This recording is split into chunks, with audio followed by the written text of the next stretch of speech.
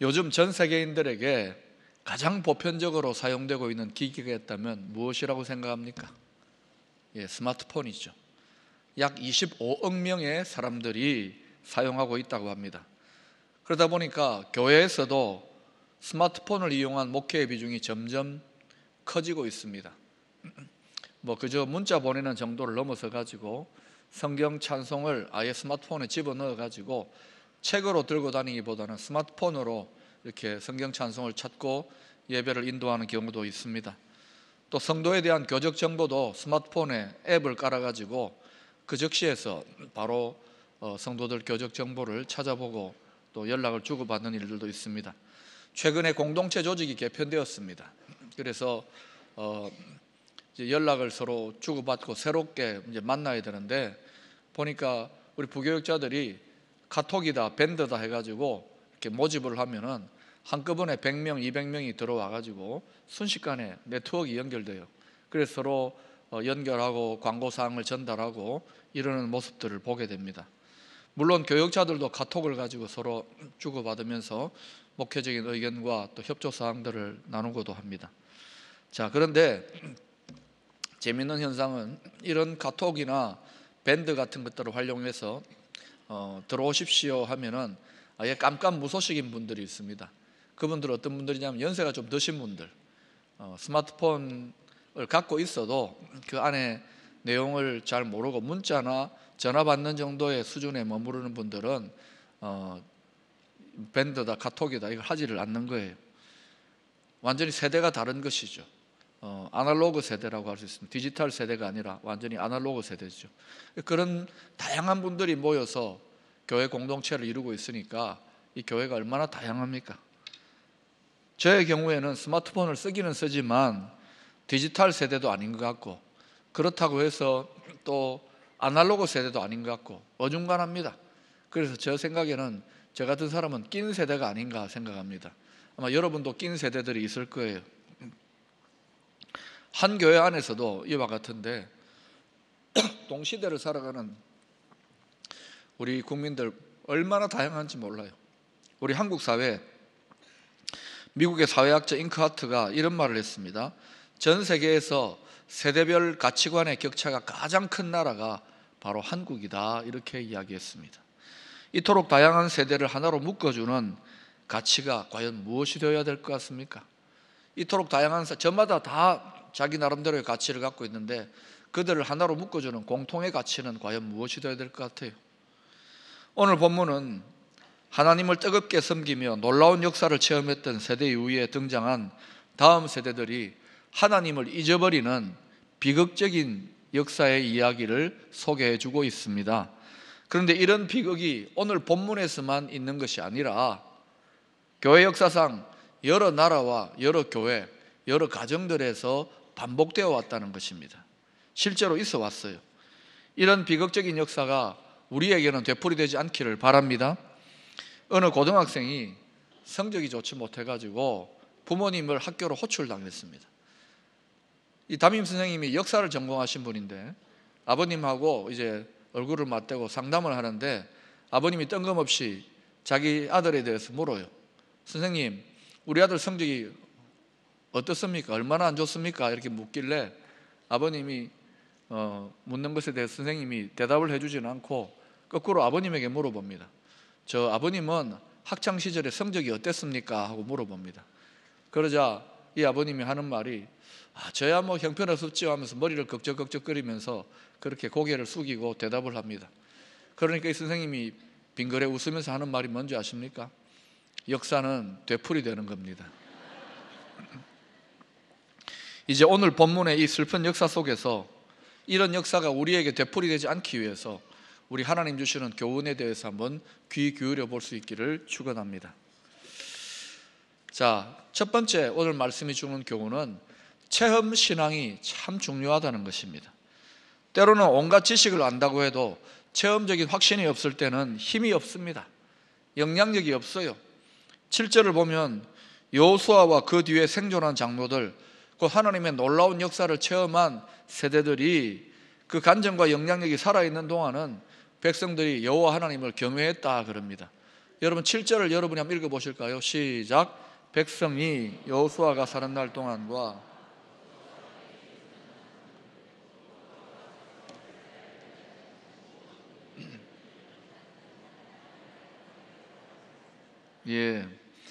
아마도 여호수아와 장로들은 그들이 체험했던 그 출애굽 또 가나안 정복의 여러 가지 승리의 장면들에 대해서 하고 싶은 말들이 얼마나 많았을까요? 제가 우리 어른들, 특히 아버님을 통해서 옛날에 고생했던 이야기, 무밥 먹었던 이야기, 뭐 이런 이야기 들으면 한 100번도 넘게 반복해서 들었을 거예요. 어른들 할 이야기가 많지 않습니까? 그런데 하나님이 그들 가운데에 여리고성이 무너지고 또 요단강이 갈라지고 이런 기적의 역사들에 대해서 얼마나 말을 많이 했겠습니까? 이와 같이 살아있는 어른들의 생생한 간증, 이것이 후손들에게 나누어질 때는 그것이 그 공동체 전체에 공유된 믿음의 경험이 되었던 것입니다. 그 사건을 실제로 체험했던 조상들의 간증이 힘있게 이야기될 때는 후손들이 직접 체험한 것이 아니라고 하더라도 그 간증, 그 사건은, 그 이야기는 공동의 체험으로 그렇게 함께 나누게 되었던 것이죠. 다시 말하면 체험신앙의 세대들이 나누고 또 힘있게 그 이야기를 나누었을 때는 체험신앙의 세대들이 또 태어났던 것입니다. 체험세대가 체험세대를 만드는 거예요. 그런데 그러지 못하고 그들이 점점 이제 쓰러져 가고 나서 그 다음부터는 이게 연결이 안 되니까 체험세대들이 단절되어 버리는 거예요. 얼마 전에 한 식사 모임에서 교회학교 학부형 집사님의 이야기를 들었습니다. 기쁨의 학교에서 캄보디아로 수년 전에 아이들을 이렇게 비전 트립을 보내는데 자기 자녀를 보냈다는 것입니다. 집에서 고이고이 키우고 해외여행도 한번 안 해본 아이인데 이제 거기 갔어요. 선교지가 뭐 힘들지 않습니까? 캄보디아 선교지가 만만치 않습니다. 가서 고생도 하고 또 선교지의 열악한 현실을 보고 그곳 아이들을 보면서 자신을 위치를 이렇게 되새겨 보면서 또 뜨겁게 기도하면서 영적인 체험도 했던 것 같아요. 그러면서 그 체험이 그 아이에게 큰 유익이 되었던 것 같습니다. 한국으로 돌아와 가지고 버스에서 내리자마자 부모님을 끌어안고 이런 말을 하더랍니다. 엄마 아빠 좋은 부모님 밑에서 태어나게 하신 것 감사해요. 한국에서 자라나는 것 감사해요. 그리고 신앙의 가정에 태어난 것 너무너무 감사해요. 이러면서 애가 눈물이 걸성걸성해서 부모를 끌어안고 그렇게 이야기를 하는 거예요. 그뿐 아니라 이때부터 나름대로 무슨 생각이 있었던지 공부도 스스로 알아서 하기 시작하는 거예요. 소위 선교지에서 어떤 비전 트립을 통하여 하나님 체험 또 선교지 체험을 통해서 뭔가 철이 들어간 겁니다. 지금은 그 학생이 잘 자라서 군대에 있다고 합니다. 이 부모님이 저보고 그래요. 그 아이가 한참 예민할 때 그러한 신앙의 체험적 신앙을 갖게 된 것이 얼마나 감사한지 모르겠다고. 이처럼 우리의 다음 세대들이 체험적 신앙을 가질 수 있도록 먼저 체험한 세대들이 그들에게 다양한 기회와 장을 만들어줄 필요가 있습니다. 그리고 기도와 섬김으로 그들 또한 체험의 세대들이 될 수 있도록 우리가 세워가야 될 줄로 믿습니다. 체험신앙의 중요성을 우리가 잊지 않아야 됩니다. 두 번째로 믿음의 선배들의 영향력이 살아있는 동안 신앙의 전수와 교육에 열심을 내야 합니다. 10절에 보면 여호수아와 체험신앙의 세대들이 죽고 난 후에 일어난 다음 세대들은 여호와 하나님을 알지 못했다고 합니다. 하나님을 알지 못했다는 것은 그저 하나님에 대한 체험적 지식이 없었다는 정도를 넘어서서 아예 하나님에 대해서 영적으로 무관심했다는 것을 의미합니다. 왜 그러면은 체험신앙의 세대들이 다 죽고 난 후에 그 다음에 일어난 다음 세대들에게 이런 일들이 일어나는 것일까요? 그들은 왜 하나님을 모르게 되었을까요? 실제로 이전의 세대들은, 그 체험의 세대들은 가나안 정복 전쟁을 수행한다고 너무너무 긴장 가운데 끊임없는 싸움의 연속이었습니다. 그러다 보니까 영적으로 긴장해서 하나님만 의지하며 살 수밖에 없는 환경이었어요. 그런데 이제 어느 정도 땅을 정복하게 되고 여유가 생깁니다. 물론 계속 정복해야 될 땅이 있는데도 불구하고 더 이상 전쟁에 나서지 아니하고 그냥 멈추고 맙니다. 그러면서 평생을 광야와 전쟁터에서 보낸 그들이 생전 처음 땅을 소유하게 되니까 그 땅을 소유한 곳에서 이제 집을 짓고 가축을 키우기 시작합니다. 가축이 새끼를 낳습니다. 얼마나 신기합니까? 그리고 농사를 짓기 시작합니다. 씨앗을 뿌려서 씨앗을 심으니까 싹이 나고 열매가 생깁니다. 재미있거든요. 너무너무 신기하거든요. 그러면서 또 구전 일들은 다 가나안 족속들, 하나님이 멸절시키라고 하는 족속들을 멸절시키지 않고 노예로 삼아가지고 힘들고 굳은 일은 그들에게 다 맡깁니다. 얼마나 편해졌습니까? 상대적으로. 그러면서 그 편함 속에서 자신들의 신앙의 어떤 모습은 겨우겨우 유지했을지 몰라도 점점 후손들에게 하나님의 이야기, 하나님의 말씀에 대한 가르침을 전달하는 것에 대해서 등한시하면서 게을러지기 시작하는 거예요. 느슨해지기 시작하는 거예요. 이런 일들은 오늘날도 일어나는 거 아닐까요? 제가 얼마 전에 영국에서 교회사를 전공한 목사님 한 분을 만났습니다. 그분에게 제가 유럽에서 교회사를 공부했으니까 제가 궁금해서 물었습니다. 목사님, 영국을 포함해서 많은 유럽 교회들이 지금 많이 쇠퇴하고 말았는데 그 이유를 여러 가지로 들 수 있겠지만 가장 중요한 이유 한 가지를 들라 그러면 뭐라고 하겠습니까? 제가 물었습니다. 그러자 이 목사님이 잠깐 생각하더니 뭐라고 하느냐? 한마디로 이렇게 말합니다. 풍요 때문입니다. 풍요로움 때문입니다. 정말 그런 것 같아요. 오늘날도 하나님의 축복 속에 우리 힘들다 어렵다 그러지만 상대적으로 얼마나 풍요합니까? 명절 때마다 해외여행 간다고 줄이 장사진을 치고 있습니다. 힘들지만 과거와 비교해보면 상대적으로 풍요한 것이 사실입니다. 이런 속에서 자녀들의 신앙교육에 집중하지 못하고 그저 함께 즐기면서 좋은 것이 좋은 것이야 이런 식으로 영적으로 안일해지고 나태해진 것은 아닌지요. 우리가 우리 자신의 본 모습을 한번 생각해 보아야 됩니다. 오래전에 미국의 프린스턴 대학 총장을 지냈던 한 분이 이런 말을 했습니다. 당신의 자녀들이 축복된 미래를 살아가기 원하십니까? 여러분에게 제가 다시 한번 물어보겠습니다. 여러분의 자녀들이 축복된 미래를 살아가기 원하십니까? 자, 그렇다면 이 말씀을 들어보십시오. 그렇다면 재물만을 유산으로 남겨주려고 하지 마십시오. 그보다는 가치를 유산으로 남겨주기를 힘쓰십시오. 가치를 유산으로 남겨주기를 힘쓰는 정신적인 가치, 내면적인 가치. 신앙을 유산으로 물려주는 것은 일종의 가치 교육입니다. 이 가치가, 신앙의 가치가 바르게 전수될 때 물질보다 훨씬 더 귀한 유산이 되는 것입니다. 예를 한번 들어볼까요? 미국의 유대인들은 약 한 650만 명 정도가 있습니다. 미국 전체 인구의 2.2% 정도 됩니다. 아시안이 한 1000만 명 조금 못 되고요. 히스패닉이 1700만 명, 흑인들이 한 3000만 명 정도 된다고 합니다. 그런 숫자에 비하면 이 유대인의 숫자는 턱없이 작고 미약합니다. 그러나 미국의 정치, 경제, 금융, 문화, 교육 모든 분야를 석권하고 있는 사람들이 바로 유대인들입니다. 노벨상 수상자의 30%가 유대인입니다. 학생들이 가기를 동경하는 아이비리그 대학의 총장과 교수진들의 40% 이상이 유대인들입니다. 또 미국 대도시에 밀집된 로펌에 좋은 뛰어난 로펌에 종사하는 변호사들의 50% 이상이 유대인입니다. 미국의 대부호 100명 중에 22명이 유대인이며 대부분 상위권에 포함되고 있습니다. 미국 대기업의 CEO 중에 17.5%가 유대인입니다. 그리고 하버드 대학 학생들 중에 유대인이 29%, 예일대는 26%입니다. 이와 같은 엄청난 탁월성을 유지하는 비결이 어디에 있다고 여러분 생각하십니까? 우리보다 머리가 좋아서 뛰어나서? 아니에요. 그 중요한 비밀 중에 하나가 뭐냐면 바로 가치교육. 그들은 구약 성경의 히브리어로 된 구약 성경 토라, 모세 오경에 기초한 율법, 하나님 말씀 교육에 철저하게 신앙 교육을 헌신했습니다. 그 결과로 가치 교육, 수직적인 가치 교육이 그들을 차별화시키고 그 탁월성을 만들었다는 것을 여러 연구 결과들이 입증하고 있는 것입니다. 우리 또한 마찬가지입니다. 영어 단어 하나 더 외우고 수학 공식 하나 더 외우는 데만 열을 낼 것이 아니라 우리에게는 이미 가치 교육의 가장 좋은 자료인 하나님의 말씀이 있습니다. 이 말씀을 가지고 자녀들에게 신앙의 가치 교육을 시킬 수 있기를 축원합니다. 그것이 여러분의 자녀들의 복된 미래를 보장해 준다는 것입니다. 세 번째로, 때를 놓치면은 영적인 단절의 비극이 생겨나게 됩니다. 특별히 신앙의 교육은 조기 교육일수록 유리합니다. 크리스찬의 85%가 15세 이전에 예수를 영접하고 교회 생활합니다. 30세 이상이 되면은 예수를 영접할 확률이 10,000명 중에 하나입니다.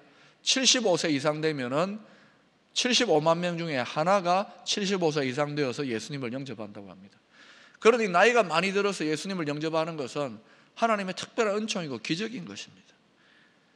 그러므로 영적으로 어린 시절, 어릴 때의 영향력을 미칠 수 있도록 어릴 때 교육하는 것이 주요한 거예요. 19명의 자녀들을 한결같이 훌륭한 자녀로 키웠던 유명한 요한 웨슬레 목사님의 어머니 수잔나에게 당신의 자녀 교육의 비밀이 무엇이냐고 물었습니다. 왜냐? 19명이나 낳았는데 그 19명의 자녀를 다 성공적으로 잘 키웠거든요. 그 비밀이 뭐냐라고 물으니까 수잔나가 이렇게 대답했답니다. 나는 우리 아이들이 그들의 머리가 크기 전에, 좀 더 정확히는 5살 되기 전에 그들의 의지를 꺾어서 하나님의 말씀 앞에 복종하게 하는 가르침을 가르쳤다고. 바로 영적인 조기교육의 중요성을 우리가 알 수 있는 거예요. 잠언 22장 6절은 이렇게 말씀하고 있습니다. 마땅히 행할 길을 아이에게 가르치라. 그리하면 늙어도 그것을 떠나지 아니하리라. 여러분, 마땅히 행할 길을 우리가 아이들에게 가르치고 있는지요? 공부해라 하는 소리 말고 하나님의 말씀에 기초한 가치 교육을 우리가 하고 있는지 돌아봐야 될 것입니다. 어린 시절에 하나님을 체험하고 신앙의 말씀이 그 마음판에 새겨지는 것은 참으로 그 아이의 인생을 위해서도 중요한 일입니다. 그런 의미에서 교회 학교와 가정은 자녀의 신앙 교육을 위해서 더 긴밀하게 협력해야 될 것입니다. 아이들 교회 학교만 보내고 끝이 아니에요. 우리 가정과 교회 학교가 연합해야 될 부분이 더 많아지는 거예요. 지혜로운 부모는 아이들의 머리가 굵어지기 전에 하나님에 대한 철저한 신앙을 갖도록 지도해야 될 것입니다. 지금 어린 자녀들을 두신 부모님들 계십니까? 지금이 교육의 가장 적기입니다. 또 연세가 많이 드신 어르신들, 손주 손녀 때부터 말씀 교육을 한다라고 생각하셔야 됩니다. 또한 교회학교 선생님은 하나님 나라를 위해서 교회 가운데 얼마나 중요한 일을 행하고 있는지 자부심을 가져야 됩니다. 제가 지난 주간에도 고등부 수련회를 하는데 선생님들을 뵈는데 제 눈에 눈물이 나는 거예요. 얼마나 감사한지. 다음 세대들을 위해서 이름 없이 삐도 없이 묵묵하게 섬기고 있는데 참 귀하더라고요. 참 감사하더라고요.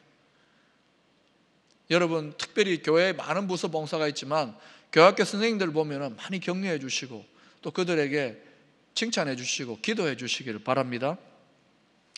대개 다음 세대들에게 신앙이 전달되고 난 다음에 그들에게 크게 3가지의 신앙의 위기의 때가 온다고 합니다. 위기가 오는 시기가 있어요. 첫 번째는 뭐냐? 고등학교를 졸업하고 대학이나 군대에 갈 때입니다. 두 번째는 직장에 들어갈 때. 지금까지는 교회와 학교와 집만 알고 왔다 갔다 하던 아이들에게 갑자기 삶이 확 열리면서 세상의 문화, 가나안의 문화가 홍수처럼 밀려듭니다.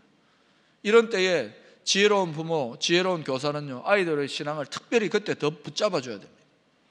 안 그러면 휩쓸려 버리는 거예요. 또 3번째는 어떤 때에 신앙 위기가 오느냐?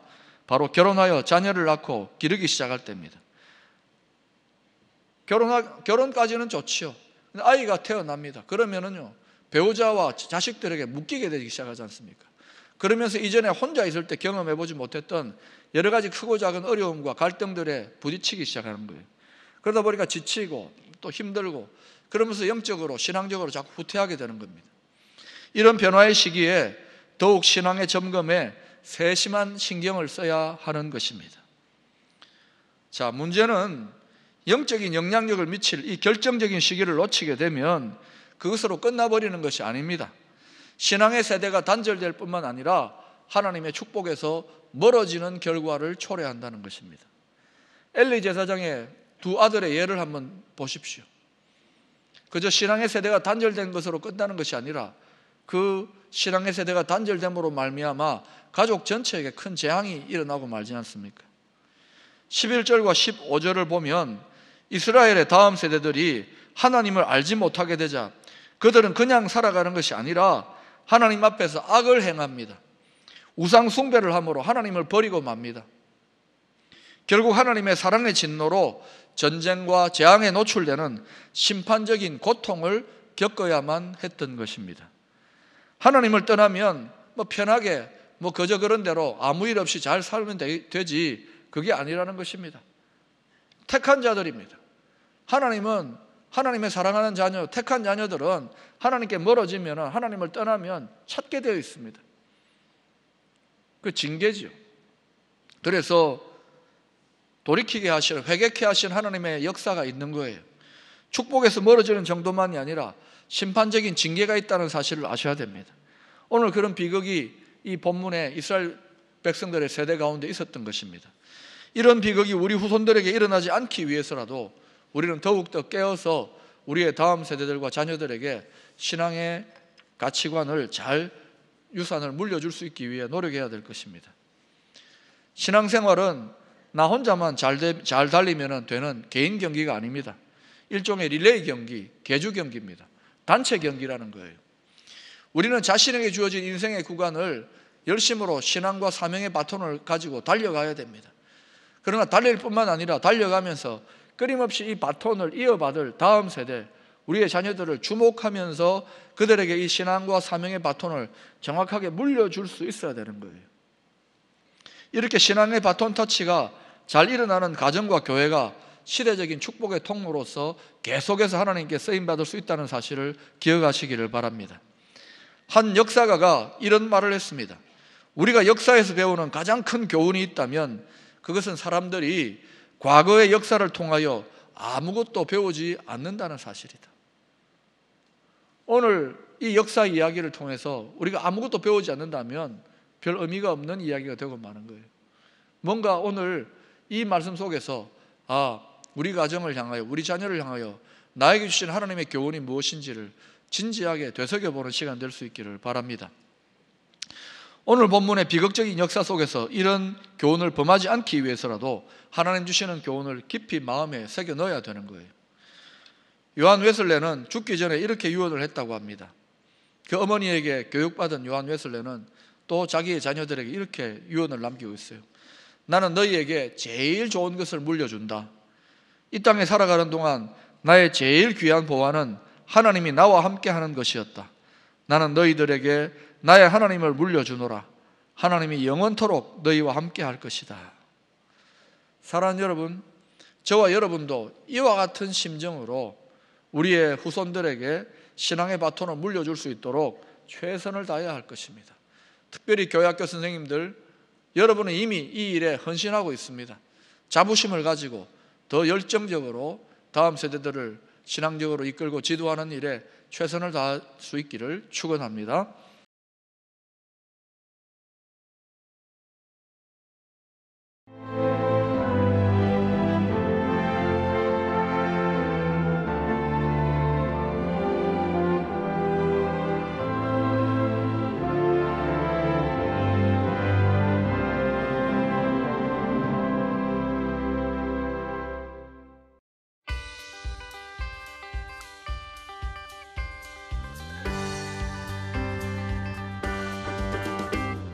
슬픈 마음 있는 사람 예수 이름 믿으면 영원토록 변함없는 기쁜 마음 얻으리. 예수의 이름